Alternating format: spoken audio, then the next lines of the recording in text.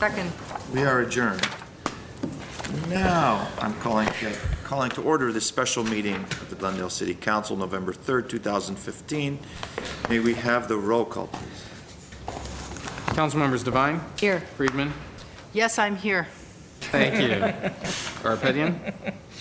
I'm here as well. Tananian? Present. Here Najarian. Here. Thank you. The agenda for the November 3rd, 2015 special public meeting of the City Council was posted on Monday, November 2nd, 2015 on the bulletin board outside City Hall.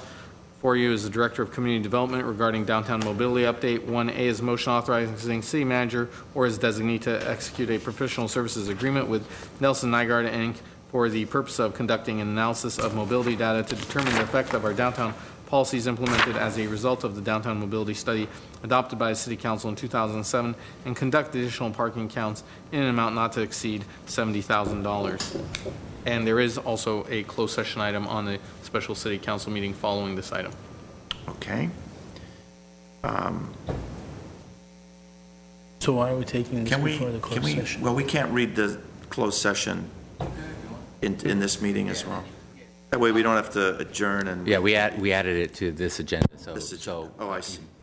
If you want to have Will you please read the closed session item? Certainly. For closed session, 2A is conference with real property negotiators, property location 2713 Honolulu Avenue, commonly referred to as Rockhaven, negotiating parties Brook Street and Lab Holdings LLC, Doctors Timothy Hilko, Annette Amshar, Jeff Ball, and Terry Krikorian, agency Adobe Communities, AJ Care Construction, Clifford Beers Housing, Golden West Communities, Heritage Housing Partners, iTex Group, Mercy Housing, Pacific Realty Group, Rockhaven Community Partners, St. Monica's Academy, and our Own Homes of Los Angeles Incorporated. Agency negotiators attending closed session are Scott Ochoa, Yasmin Beers, Michael J. Garcia, Jillian Bamaidam, Philip Lanzapane, Peter Zovac, Darlene Sanchez, and Jess Duran.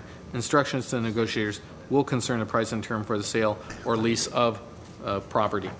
And do you anticipate reporting out on that item?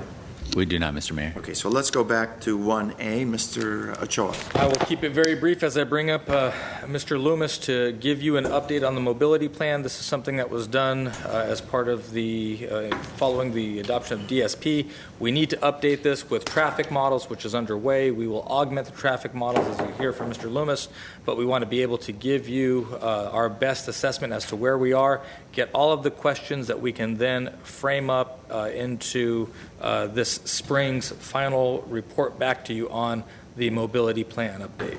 So this is about asking the right questions and framing the right issues and hopefully expecting that we will get all the right answers this spring. So with that, Alan? Thank you, Mr. Ochoa. Members of the council, there is a PowerPoint presentation. You should have a copy of it on the dais to sort of follow along or take notes or go back if necessary. This is presentation or discussion is largely a prelude to a number of other policy discussions or decisions the council may wish to undertake regarding a wide range of mobility topics across the city. We'll begin with discussing the 2007 mobility study and plan, which, as the city manager said, was prepared in conjunction with the downtown specific plan. Go through some of the highlights and accomplishments of that plan. Although we have largely completed it, with the exception of some very expensive long-range capital improvement projects, such as off-ramps to the freeways or expanded transit service. We'll talk about some of the other aspects that sort of sets up or what we've explored, such as one-way street operations, kind of what we looked at in 2006, what we could look at in the future should the council wish. We'll look at also some of the things that have changed quite dramatically since 2007. That really sets a whole new stage for how we think about mobility within the city. And in conjunction with that, sort of outline some of the transit services that are provided in the city and anticipated to be provided. I think before we start talking about what sort of transit we might want to engage in locally, it's useful to understand what's provided by other regional partners, and then we can look at the Beeline operation in particular. And this was really intended to be a kind of setup for Work Boot Tuesday. We had anticipated going out this week or this month on exploring and experiencing the Beeline system, although I understand just before the meeting it looks like we're going to delay that Work Boot until January. And then we'll end with a request to develop what we're going to call a downtown mobility report card. So we begin to gather a lot of the relevant data for future policy decisions. So that's the very brief outline. Looking at just generally where Glendale is in terms of our transportation picture in 2005 and 6 when we developed the mobility plan, this was sort of the picture of, like, you could sort of say this is your average morning. Roughly 40% of the trips in Glendale are Glendale resident or people from outside the city driving into the city for jobs. You have about 20% of the trips being generated are Glendale residents staying within Glendale for Glendale jobs. And then roughly about 39% of the trips going out of the city, that basically be Glendale residents who are driving maybe to downtown LA for jobs. Of course, that reverses itself in the evening. So it's actually a pretty good jobs housing, it's very evenly split, basically, in terms of where people are coming and where they're going. Can I interrupt? Is this currently, or was this back in the that was what we looked at in 2005. Those numbers probably hold pretty true. So when we project forward with all the information we have from SCAG and our own traffic model at the time to 2030, these are what the numbers look like. And you'll see they don't change dramatically. There's still about 40% of the traffic is people from outside of Glendale driving in. What does change a little bit is the internal trips go up from 21% to 26%.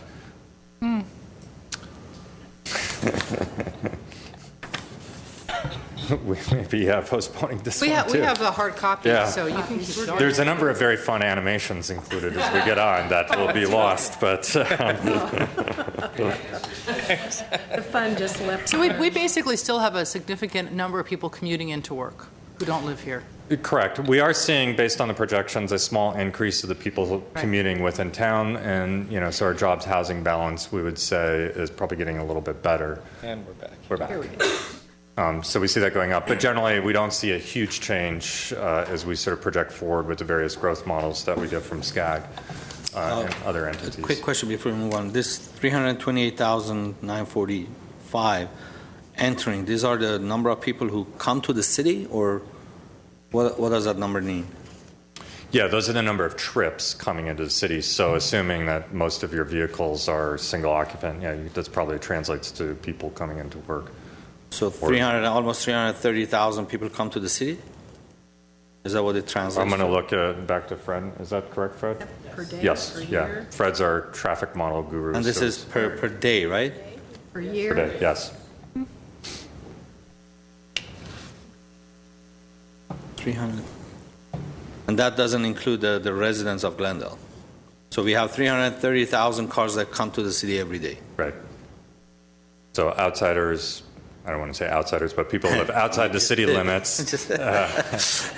People like me who live outside of the city and drive into the city for their jobs. Is this only single occupancy? It's generally going to be This is single. not buses in here? Yeah, it's generally going to be single occupancy vehicles. So you're not including Metrolink buses, that kind of Right. thing? This is the data that comes out of the traffic model. So it does include the buses, but by and large, it's single occupants cars. Thank you. Mr. Moore.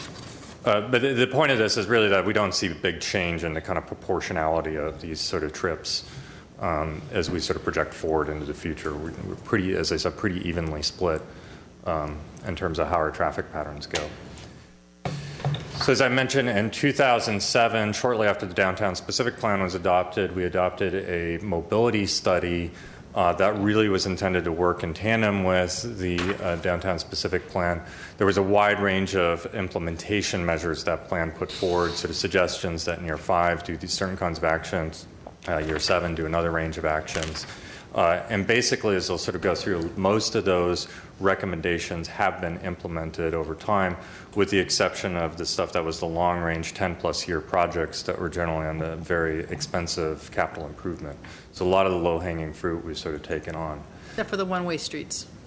One-way streets and various improvements to freeway on-ramps and off-ramps, any sort of expansion of transit service that would require a new fusion of capital that we don't have right now. You include one-way streets under the requires a lot of capital? I mean, I don't know, I'm just asking. It potentially could, depending on which streets you look at and which Do configurations, you have to which we'll go restrike through. them and re-sign them and all that? Reset all the signals and et cetera, and a fairly significant education campaign probably. What was, and we'll get into this, what was recommended was one-way street operations parallel to the freeway, and sort of in conjunction with reconfiguring freeway ramps, so that gets fairly expensive. So there was a wide range of sort of dimensions of the mobility study, different pieces that were all intended to work together. Under parking management is really what we tackled first, and the idea was at the time very familiar to anybody who had visited Pasadena. Usually if you go to downtown Pasadena, you just go into one of the garages, you park there, you walk for all the trips that you're going to do, shopping, dining, entertainment, then you get back in your car and you drive out. You really don't expect to sort of move your car multiple times. So that was the idea of a park once, really the idea of and really promotes the 18-hour downtown. We have done a great deal of work in terms of better managing our public parking resources, beginning with the meters on Brand Boulevard, which we're basically giving that parking away for free, although it was what we had the least supply of, so the law of supply and demand sort of didn't make sense. Now that we've instituted the pay-by-space meters on Brand Boulevard, we are encouraging people to go into the lots or into the garages and leave their car there and walk for most trips. I would say, in an anecdotal way, I think that's probably how downtown Glendale is behaving now. Certainly people park at the Americana or the Marketplace, shop at the Americana, the Galleria, maybe go up to BJ's for dinner. So we're seeing that kind of behavior now.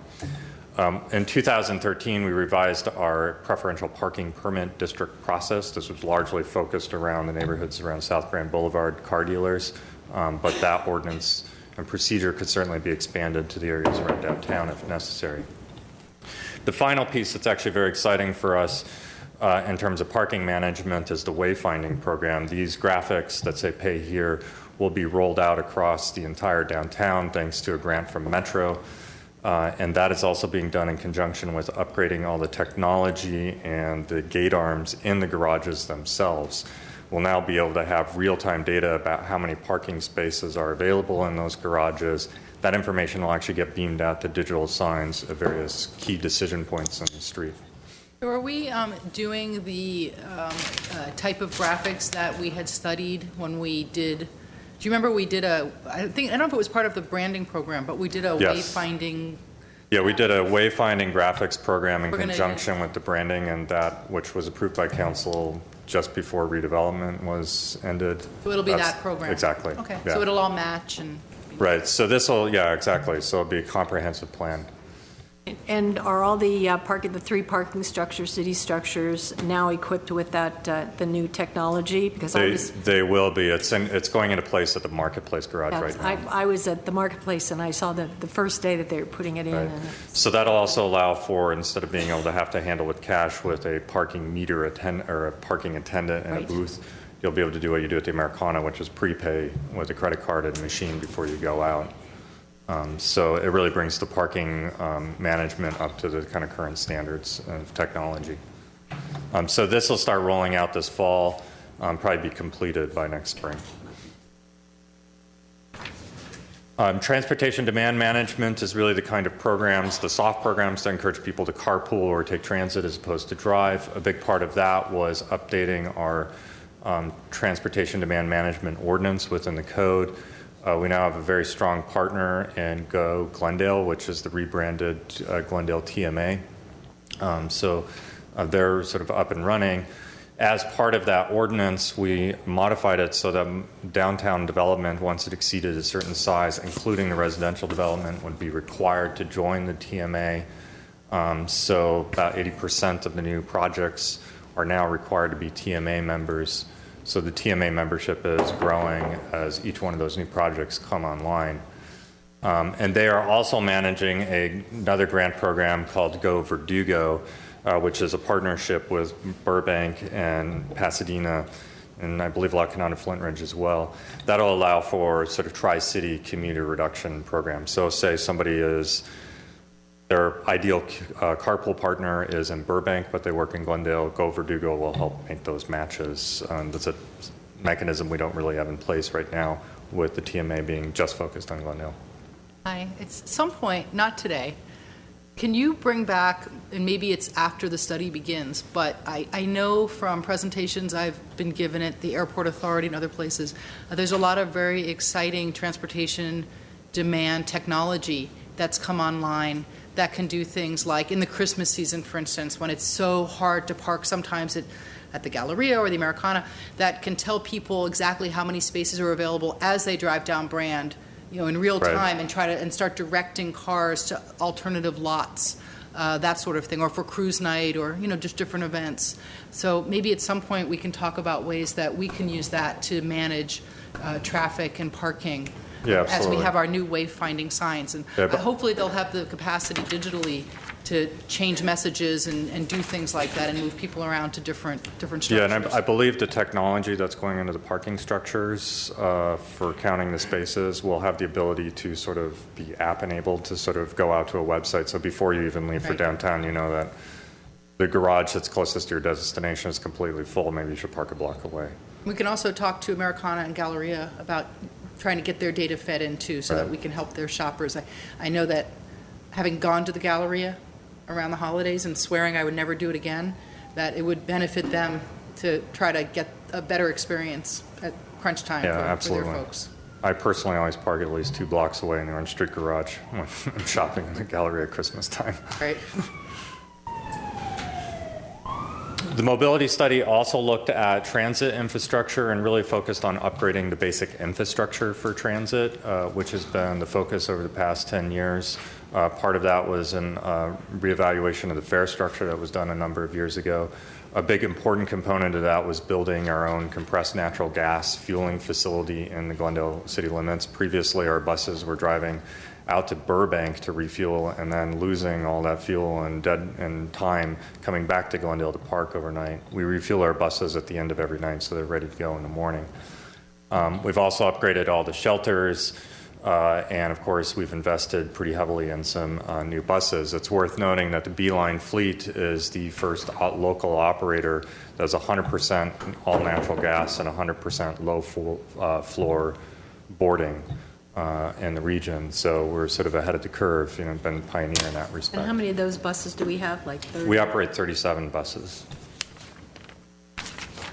The big important move next for us in terms of Beeline infrastructure is going to be our own maintenance facility. I believe most of the council is aware we contract service for the Beeline.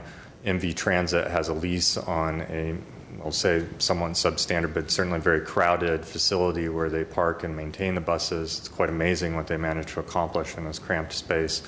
But with additional grant money, we'll be building in the future, over the next few years, our own maintenance facility that will be city-owned and then used and utilized by MV Transit initially, and then should MV Transit or another operator come on board with the next grant cycle or operation cycle, they would use it. Where are we with signage on Beeline?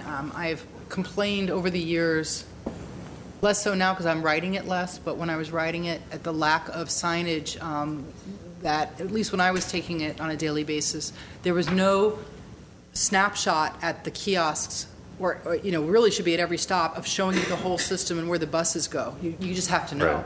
And to me, that's not the way to run a bus service. I mean, every bus stop should give you all of the routes and tell you where the buses go. So where are we now with our signage? That is in our work plan in the coming year to upgrade all the signs. And this was something we were going to discuss in detail on Work Boot Tuesday when we're actually out looking at the signs and utilizing them. With cell phone technology and smartphones, the ability to access real-time bus data in the palm of your hand for all sorts of buses is really changing the dynamic. That's good, but it's not, as someone who uses NextBus a lot, it doesn't give you the routes. It doesn't give you a map, and not everybody knows how to access it or knows where it is. I think it's really important that every bus kiosk give a map, and even, with Metro, because sometimes you need to connect to Metro to go places, and right. if you don't I know with Metro they've had to put maps up, but it's so hard to keep their schedules and maps updated that they just sort of drop, right. Especially in Metro because they have so many stops to maintain. But upgrading the signs, the Beeline sign is the one just above Metro there. Those don't really meet any current standards. They actually don't have the number to even call in to get a text about when the bus is coming in, some basic data. So we're planning on that upgrade. I'll give you an example. At the Metrolink station, we should have a big map that shows the city and all the buses, so people that are coming in know exactly where to go. We don't have that. Yeah, and we actually did receive a Metro Call for Projects grant that will help with some wayfinding and kind of last mile, first mile connections at the Metrolink station in particular. So that'll be on the horizon in the coming years. The other piece on transit is that the North Hollywood-Pasadena corridor is a very hot topic for many people, and that's currently under review by Metro. So show a slide that's their route that they're actually going to be beta testing, if you will, in the very near future. Pedestrian and bicycle improvements. Pedestrians are obviously very important when we looked at the downtown specific plan, and bicycles were as well, but bicycles were sort of treated in a very passing fashion. And in fact, most of what we've done in the way of pedestrian and bicycle infrastructure really goes well beyond anything the mobility study anticipated, including the bicycle transportation plan adopted a few years ago that actually outlines all the routes, and as funding allows, we're able to sort of implement those routes. So we've been increasing our bike infrastructure and our bike lanes since 2012, and we have a great deal of funding available for future ped and bike improvements. Council will recall that we have very recently sort of allocated funding and hired a consultant to do a pedestrian master plan and associated safe routes to school education campaigns. We have money for Harvard and Louise. It's really intended to be a Green Street demonstration project, but there will be pedestrian safety components to that project. As I mentioned, Cerritos Last Mile, First Mile is a Metro grant that we received that allows us to do a lot of wayfinding and pedestrian lighting to make the connections out of the train station to the buses that service near the train stations. And we also have funding through Metro on the horizon to do bike stations and start participating in the regional bike share program. So there's a lot of funding in the queue with Measure R and other competitive grants that we've been successful at receiving to sort of start. The bike share, is that the rentals where the bikes? Yes, yeah, absolutely. About that. And then bike stations would be sort of mini bike repair kiosks with kind of lockers that you could sort of rent if your employer maybe doesn't have one. I have a quick question. Maybe it's in your next slide. Did you pass it? Yeah. If you go back to the previous slide, please. Back to the bikes. Yeah, pedestrian and bicycle improvements.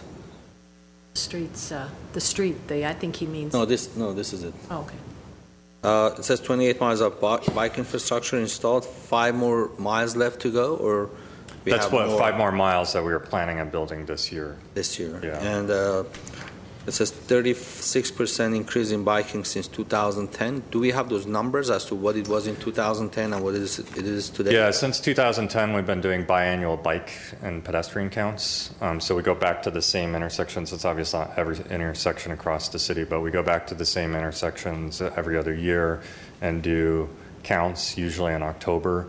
Who does that?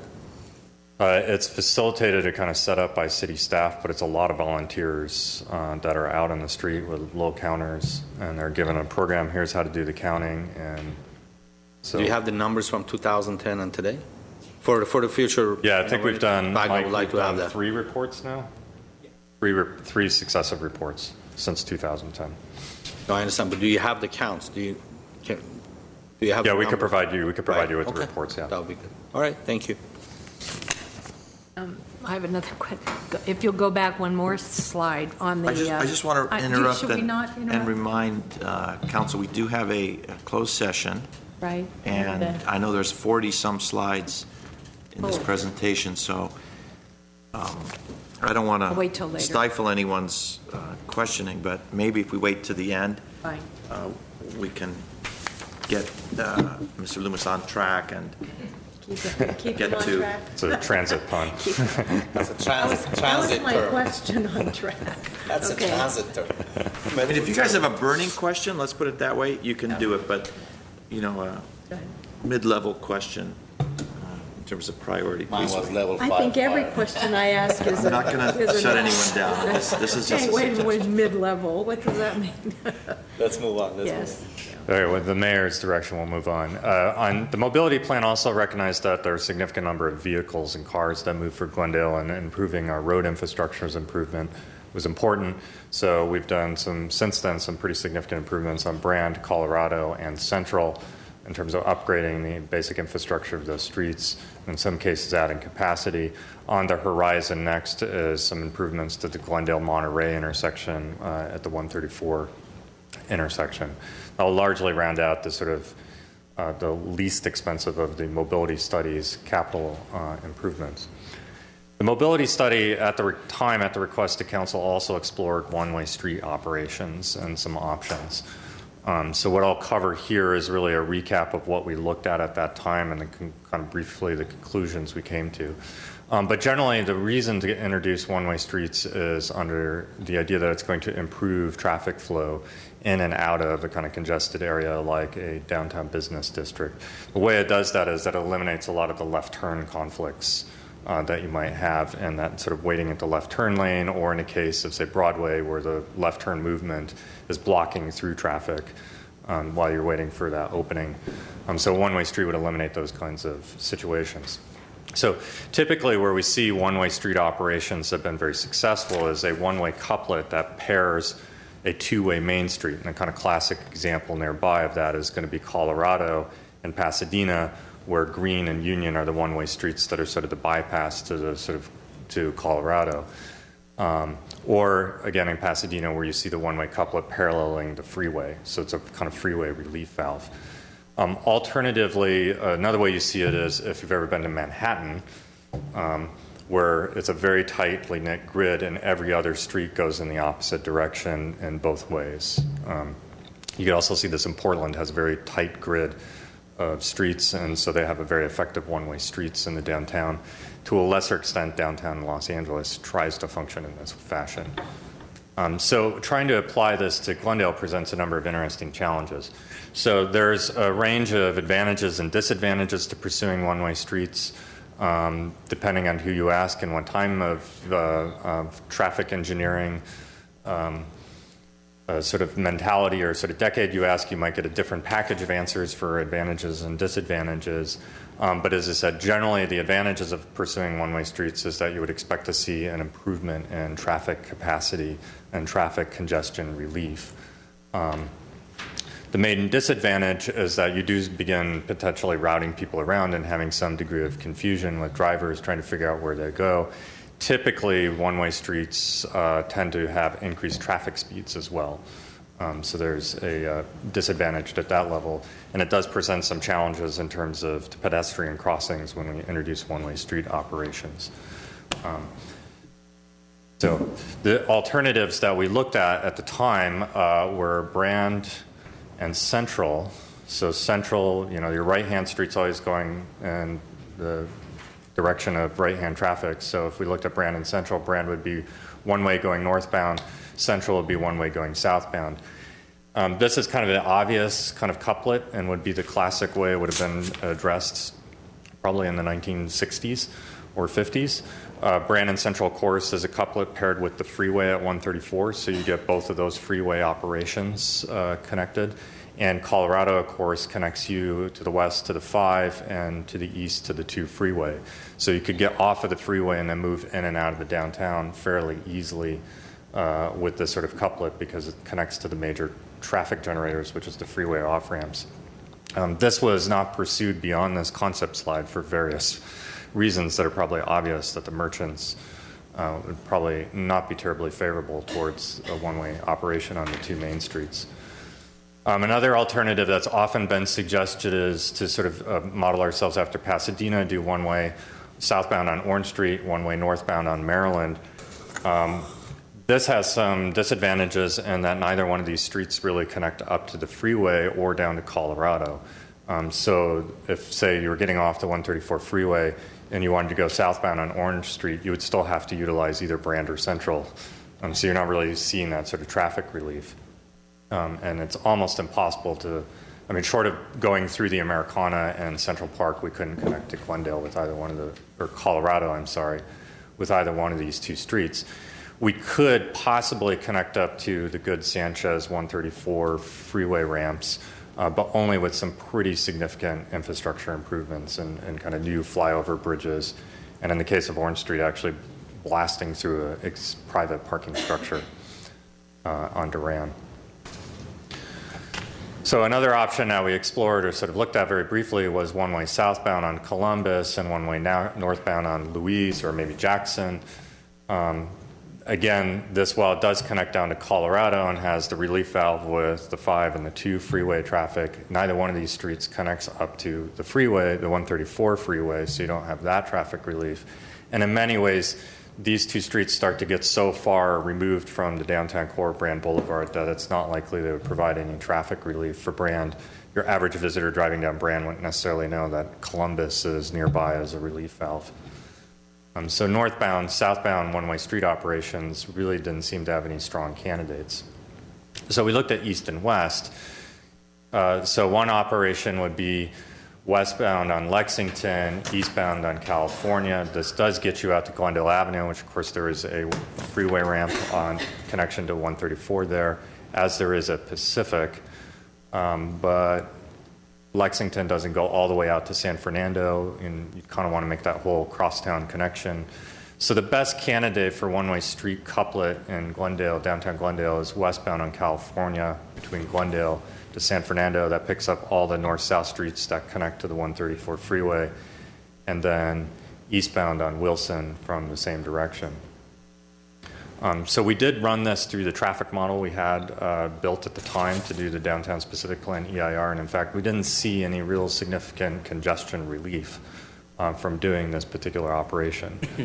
Now, that being said, we are in the process right now of updating our traffic model. There's new kind of baseline technology or underlying technology that goes into the traffic model, so we're upgrading the traffic model. We're inputting all the new data from the new buildings that are built in the downtown, so we're no longer engaged in speculation about what might be built under the DSP. We're plugging in what has been built and new presumptions about what's happened in Pasadena and Burbank across the region. We anticipate having the traffic model completed and in a place where we could run a whole variety of scenarios sometime early next year, probably conservatively I'd say March or April. And should the council desire to see some alternatives, options for one-way streets, we could certainly plug those into the traffic model and come back and share the results with you. But in 2005, when we did this study, we came to the conclusion we weren't seeing the congestion relief that would warrant going through the costs of upgrading the infrastructure to one-way street operations, so it was basically shelved. That being said, the mobility study did recommend looking at one-way street operations parallel to the 134 freeway. Much of our congestion on the north-south streets, particularly at rush hour, is generated by the fact that Caltrans meters the ramps, so a good amount of freeway-bound traffic backs up onto the north-south streets. If there was a one-way couplet parallel to the freeway, potentially that congestion could queue up parallel to the freeway. So we looked at a couple of options there. And we still think this idea might have some merit. It's still something we're exploring as part of the Space 134 fronted freeway cap project. I have often said in public meetings that the only reason we would pursue doing a freeway cap park all the way out to Glendale Avenue is if we could find some way of relieving or improving the freeway ramps at Glendale. They really don't make a lot of sense to first-time drivers. They tend to put traffic into neighborhoods. So if there's some way of linking the Glendale ramps with Brandon Central through this freeway park project so that there's a kind of continuous linkage of those freeways, similar to what we see in Pasadena, perhaps it makes sense to pursue the larger project and really think of it as a transportation project. So again, once we get the traffic model completed and we have some engineering schematics about how we might run one-way streets parallel to the freeway, we'll plug that into the model and see if it delivers the results that we would hope that it will. So as I said, with the exception of some of these freeway improvements, the mobility, which were really intended to be in the 10-plus year time frame, the mobility study has largely been completed and probably deserves to be handed over to special collections at the library. from the planning department's offices, and we need to think about something new. There are a couple of things that have really dramatically changed since then. Just looking it up. Mobility study was adopted in March of 2007, and Steve Jobs introduced the first iPhone in January of 2007. So the whole business of using apps and cell phone and smartphone technology was not anticipated at all when we did the mobility study. It's pretty archaic in that respect. And also Measure R, which is funding a lot of the regional transportation projects, and certainly Measure R2 that's anticipated for next year's ballot measure, were also not part of the equation when we thought about how we could fund transportation when we did the 2007 mobility study. So getting to some of the new technologies that are really kind of app-based, Zipcar was a little bit on the horizon, but not really sort of out there, really kind of widespread when we did in 2007. Zipcar is basically you join a club that is sort of like being part of enterprise rental. So you kind of have a car at your disposal. You log onto a website, where is the nearest Zipcar, you can drive out and basically you borrow it, and it gets charged back to your membership fee. We have one Zipcar station at 400 North Brand. There's another one out at Occidental College. There's a couple in, one or two in Burbank, Media Center, and a wide number of them in Pasadena and downtown LA. Most of the new downtown Glendale buildings, particularly the residential projects, have dedicated 2 or 3 spaces for some sort of shared car, a Zipcar parking, as part of the way they did their parking layouts. So there is capacity for Zipcar parking in downtown Glendale. I met a regional sales representative for Zipcar this past week. He said they need 15 members for every 1 car in order to sort of sustain the service. So perhaps as we see more downtown development, as these residential developments fill up, perhaps those people, residents, will choose to become Zipcar members. We'll start seeing more Zipcars in the city.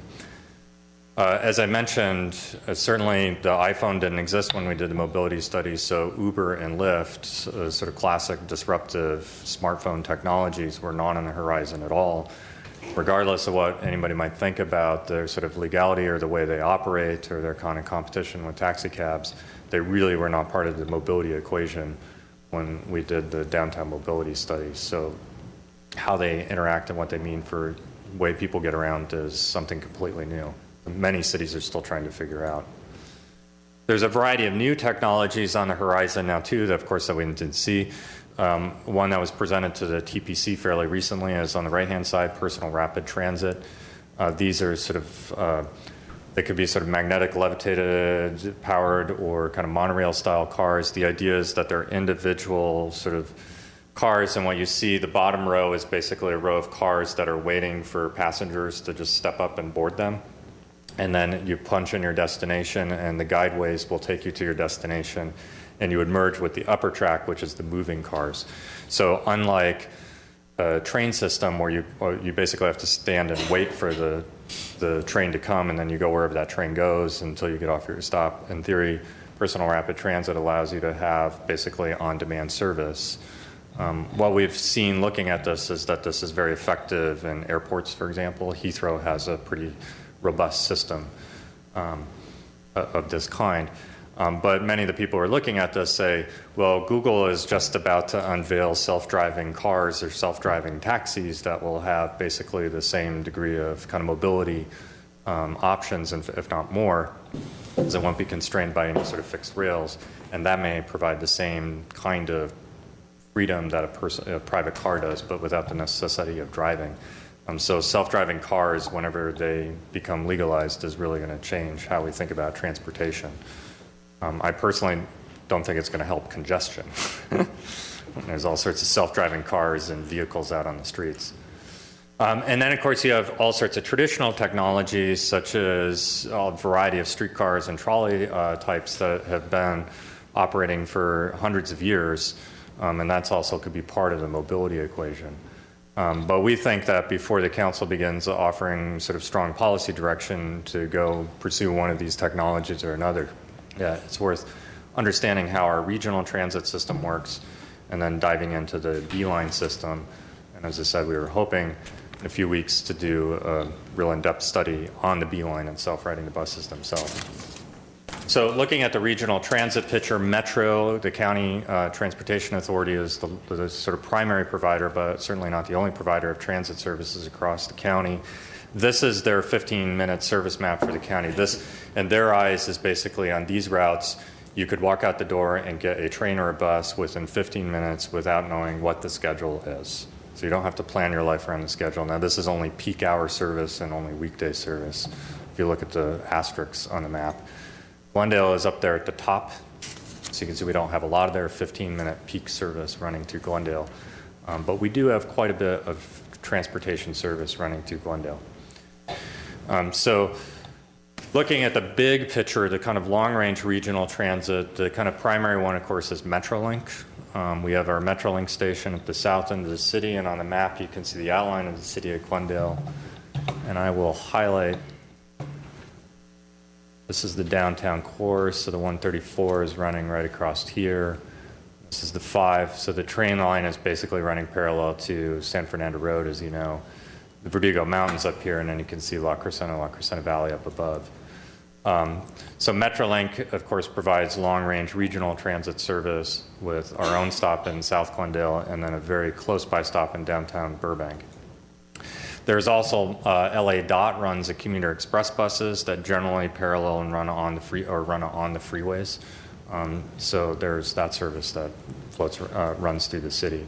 So that's the regional connections that we have right now.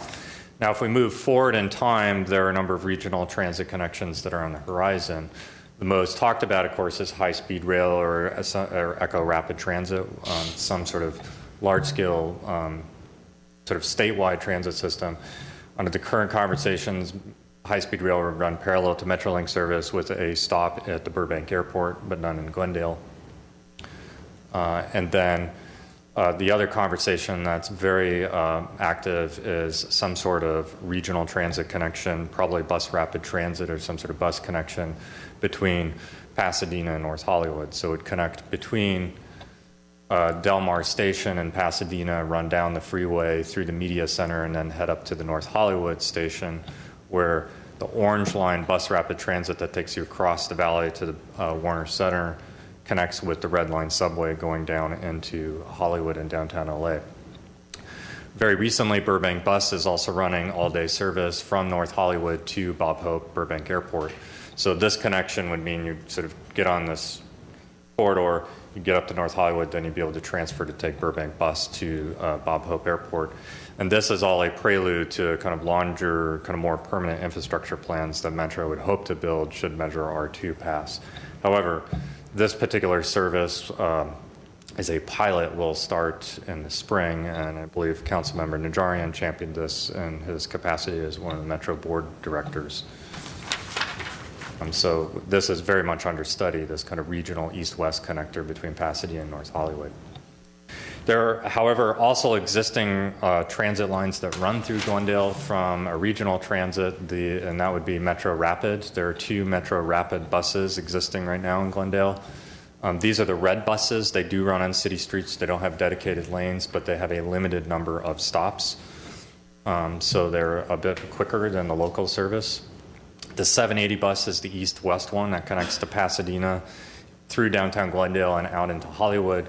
794 runs up San Fernando Road, connecting Burbank and down to downtown LA. And then overlaid on that is the Metro local service, which is the orange buses, the ones that potentially can stop on call on every particular block if they're called to stop there or somebody's waiting for the bus.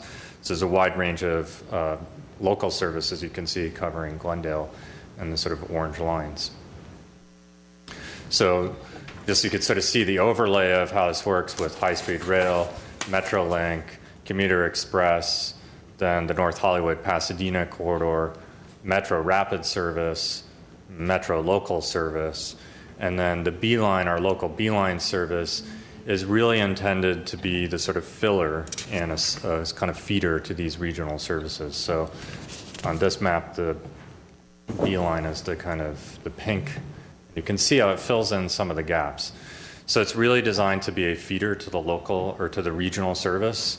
And in fact, that's also by design in terms of how we're funded. We're funded by Metro to almost exclusively through Metro. And Metro really doesn't want Beeline service duplicating service they already have. So they really intend for Beeline service to sort of fill in places where Metro local or Metro routes are not going. And so that's largely how Beeline routes have been determined. So again, this being a prelude to a Work Boot Tuesday, when we talk about Beeline in greater detail, go through the Beeline routes. So there's 2 commuter routes that the Beeline runs. These run at peak hours, or sort of your standard rush hours, and they connect to the 2 Metrolink stations at Burbank and Glendale. And so you can see that PAX is passengers per hour, so the Monday through Friday sort of numbers. So routes 11 and 12 are our Metrolink connections into the downtown business and GC3 business districts. Routes 1 and 2 run up and down Central. One goes clockwise, one goes counterclockwise. So you can really think of them as a single route. They go from the train station all the way up to Stalker and then kind of loop back. So you can see the ridership numbers there. Route 33, 34 is service that we operate under contract or on behalf of La Canada Flint Ridge. It connects Montrose to downtown La Canada and up to JPL. Route 6 is Colorado, crosstown Colorado. And you can see here on Route 6 that the numbers start to jump in terms of the passengers per hour and the volume we carry really starts to sort of jump up. Route 7 is the east-west connection, and you'll see this it has one little jog that serves Hoover-Keppel Toll, and it terminates over at at Glendale Community College, GCC, and also serves the GC3 campus, Disney DreamWorks, at the west end. And then Route 3 is one of the more popular routes that runs from the Central Library up Glendale and Verdugo up to Montrose, and then on kind of weekday service goes all the way up to JPL. So the numbers there are pretty strong, although many of the passengers are getting off at the college and not too many kind of going the full way. So you'll see later we have a short route that only goes to the college. Route 5 is Pacific Avenue, sort of loops around to Pacific Edison on the south end, Hoover-Keppel Toll at the north. Route 32, as I said, is the short line for Route 3, so that only goes from downtown up to the college. You can see the passenger numbers there are pretty high compared to, say, the commuter express routes. And then our most popular route is Route 4, which basically runs on Chevy Chase and is kind of a South Glendale loop, if you will. This route is by far the most popular, and you know, even as you'll see when we do Work Boot Tuesday, generally has passengers even in the middle of the day. Whereas certainly the commuter routes are really timed to connect to the trains. So that's kind of an overview. And we intend when we do Work Boot Tuesday on the train on transit to sort of go into a little bit greater detail on some of these routes and who rides them. So as a prelude to what will not be November 17th, but some date I guess in January, Work Boot Tuesday, we would intend to ride 3 of the routes, Route 32, Route 4, and Route 1 and 2 to sort of give you a kind of overview of some of the transit and sort of get a sense of who's riding the Beeline buses in the middle of the day. The real operations of Beeline bus, if you really want to experience it, and who's riding it, is to get on the buses first thing in the morning as the commute traffic is going. The vast majority of our riders are either using the bus for school or to get to work. So we would conclude with a recommendation that there is a good deal of data that we collect as it relates to mobility, and principally in the downtown, and that we think it'd be a very wise idea to collect all that data into what we'd call a downtown report card. So we collect a good deal of data right now under how the public parking structures and lots and any place we have street meters, what their usage is. We recently did traffic counts. We did real traffic counts, not based on a model. This spring as a kind of prelude to updating the model. So we have fairly recent traffic count data that we could utilize. As I mentioned, we do pedestrian and bicycle counts every other year. So we have data there. We do have information that comes from both Metro and Beeline in terms of who's using transit, where they get on and off stops. The Glendale Go Glendale TMA will be doing surveys of their members. So how many people in the Nestle building are carpooling, for example, versus driving alone. So there's a good deal of data that we are collecting fairly regularly that we think would be very prudent to sort of collate and compare against what we thought should happen when we adopted the downtown mobility study, and also how we compare to similar sized cities in terms of their performance. How is our policy actually performing? So we would think a report card would be very useful.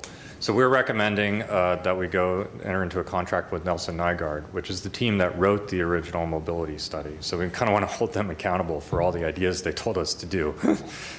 Tell us how we've performed.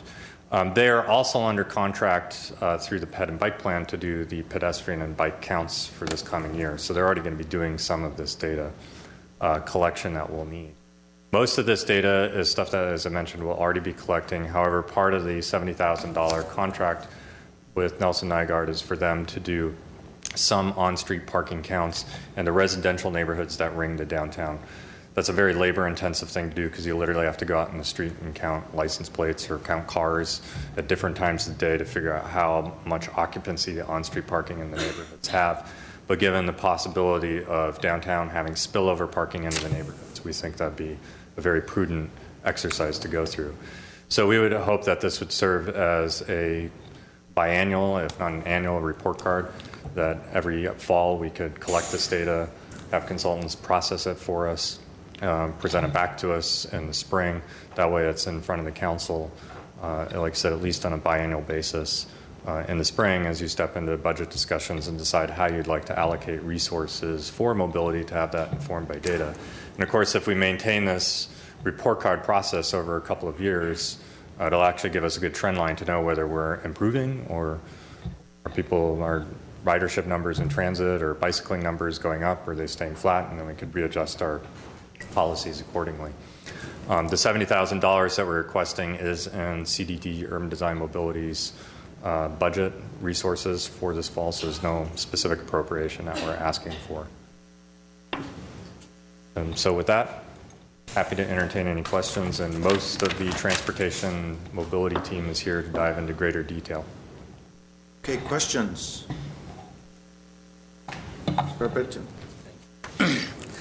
A few questions and maybe a couple of comments. The beeline hours, and I get a lot of calls from seniors that they stop very early in the evening and they can't go to, I don't know, Americana if they wanted to go because beeline is not working. I think we need to look into that. If in selected areas going to downtown, maybe we can increase the hours. As far as one-way street goes, I know that Councilmember Sinanian has the same interest as I do on Maryland Street. Let's look into it if we make it a one-way street or even close it from Harvard all the way to Wilson and make it a pedestrian-friendly environment. If you're that's what we're looking for. How would that work? I think that has to be part of this study. Also, as far as self-driving cars, I don't think that's the answer to our traffic congestion. You're sitting in the same traffic anyways with the car that's driving for you. And also did a quick calculation on number of bus lines that we have. There are 11 of them. If you have 30 passengers average, which is not just like 25, let's say 30 passengers, 330 people riding those buses throughout the city, and that's 330 cars an hour. But yet we have almost 330,000 people coming to Glendale every day. And I was shocked by the number. I thought it was 50 or 60,000. But understand those are trips, not necessarily people. Trips, yeah. Okay.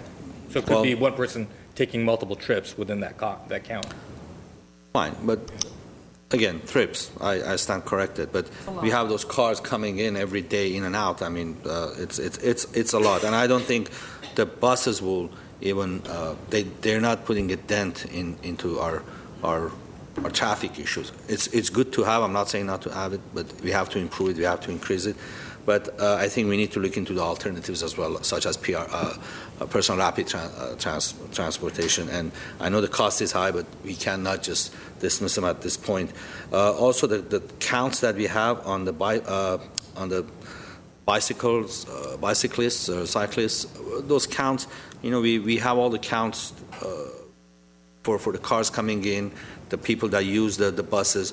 I don't know who's conducting those numbers or those counts, but I think the same group has to. I want to know realistically how many how many people are riding their bikes in Glendale. And I think it should be done by this company, not by volunteers, basically, because volunteers can make mistakes. But I think if we can get the number of 335,850 cars coming to Glendale or having trips, I think we can have a true number as to how many people are riding their bikes every day. I think that will help us understand how to adjust our transportation plans. With that, Mr. Mayor, I think I'm done. Thank you. Okay. Okay, very quickly and succinctly, I hope. I would like to see more connectivity in the bike lanes.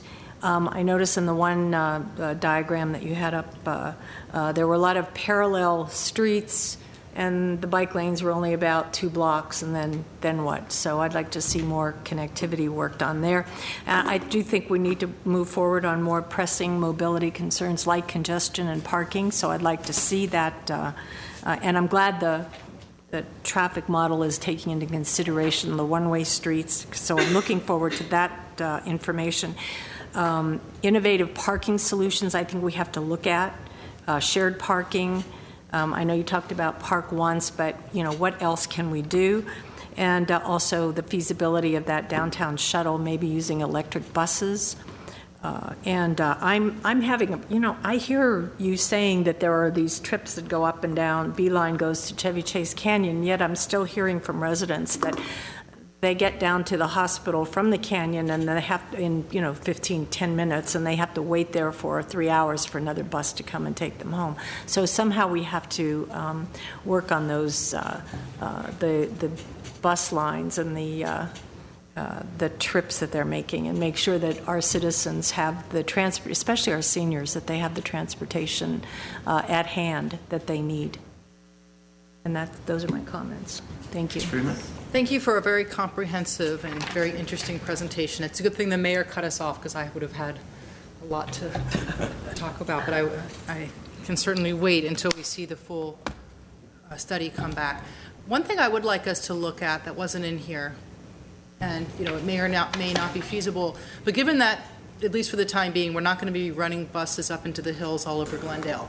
We just don't have the ridership, and we don't have the money to do that.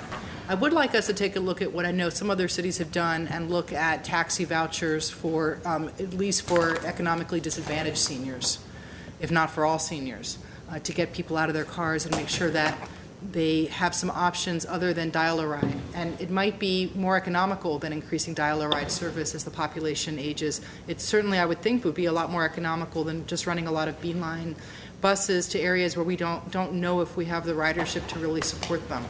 At least, as Ms. Devine said, to the point where people can really use them because they run frequently enough. They do this, I think they do it in Laguna Woods, or I think I've heard of this in other places. So I'd like to bring, maybe you can bring something back about how those work and what they cost and how feasible that would be. Okay. I have a request that, and something that's really been irritating. Large employers, large buildings such as Nestle, has a huge parking structure.